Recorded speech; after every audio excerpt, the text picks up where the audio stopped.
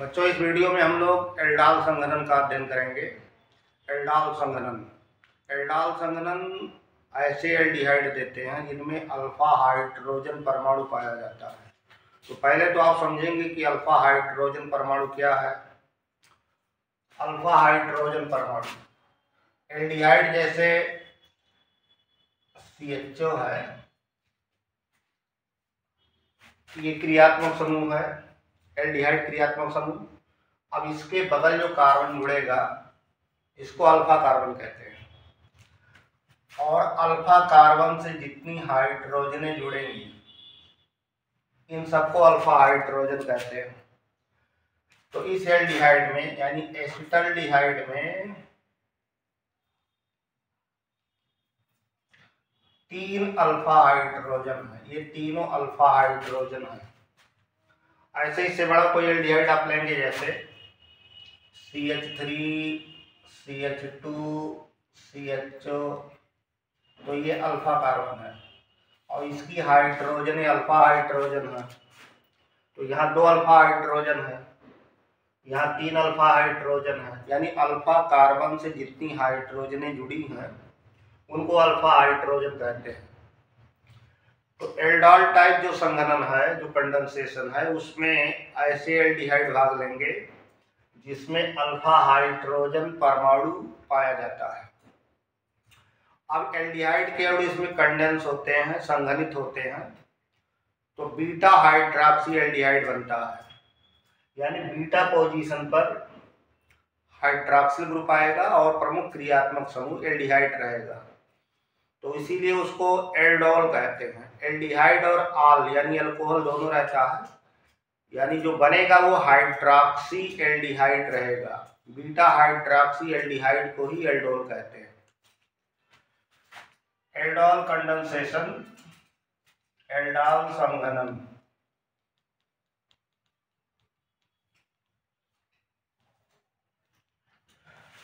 जिन एल्डिहाइडों में alpha hydrogen परमाणु पाए जाते हैं उनकी तनु क्षार विलयन, तनु एल्कली, डाइल्यूट एल्कली से अभिक्रिया कराते हैं। तो डाइल्यूट एल्कली की उपस्थिति में एल्डिहाइड के दो अणु संघनित होकर के, कंडेंस होकर के बीटा हाइड्रॉक्सी एल्डिहाइड बनाते हैं। जैसे एसिटल्डिहाइड एग्जाम्पल के रूप में लिया जाए, CH3 CHO, और दूसरा एसिटल्डिहाइड कुछ ऐसा दिखा दिया जाए HCH2 CHO। ये भी एसिटल्डिहाइड है जिसका हाइड्रोजन, अल्फा हाइड्रोजन थोड़ा आगे दिखाया गया समझने के लिए, और ये भी एसिटल्डिहाइड है, दोनों ही एसिटल्डिहाइड हैं, CH3 CHO, CH3 CHO। अब ये तनु क्षार विलयन होगा, डाइल्यूट NaOH। तो एक स्टेप में रिएक्शन को समझने के लिए कहा जा सकता है कि ये हाइड्रोजन इस पर ट्रांसफर कर दिया जाए, पाई बॉन्ड टूट जाएगा, सिग्मा बन जाएगी, और ये कार्बन जुड़ जाएंगे।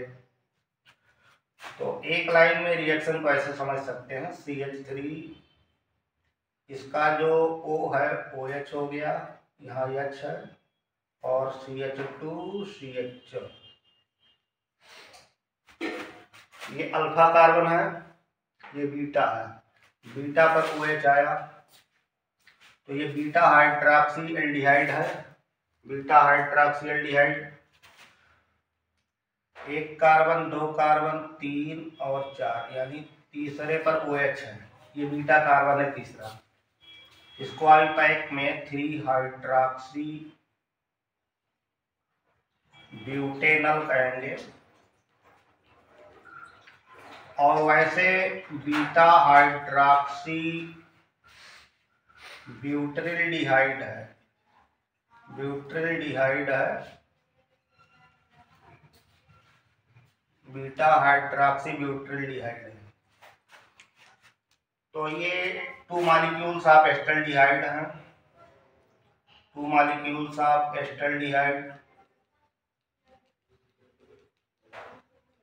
एसिटल्डिहाइड के दो अणु कंडेंस हो रहे हैं। अब इसमें थोड़ा सा मैकेनिज्म इसका समझा जाए कि कैसे दोनों जुड़ते होंगे। इसका मैकेनिज्म क्या है? एल्कली का जो डाइल्यूट सोल्यूशन है उससे हाइड्रोक्साइड आयन जनरेट होगा।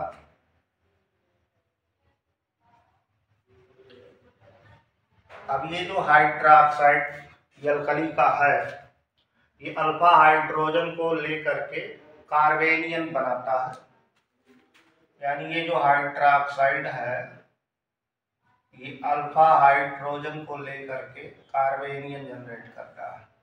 ये प्रोटॉन को अपनी तरफ ले लिया, ये इलेक्ट्रॉन इधर गए, तो H2O प्लस CH2CHO ये कार्बेनाइन जनरेट हो गई, कार्बेनाइन। अब ये दूसरे एल्डिहाइड पर अटैक करेगा,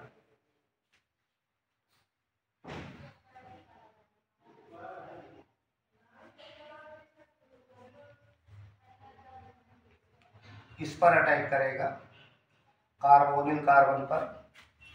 तो जब इसका अटैक इस पर होगा तो पाई इलेक्ट्रॉन इस पर चले गए, तो बनेगा CH3CO, यहाँ निगेटिव चार्ज आया, CH2CHO इस तरह जुड़ना हुआ। अब आगे ये जो वाटर का फॉर्मेशन हो गया, यहाँ से प्रोटॉन फिर यहाँ चला जाएगा,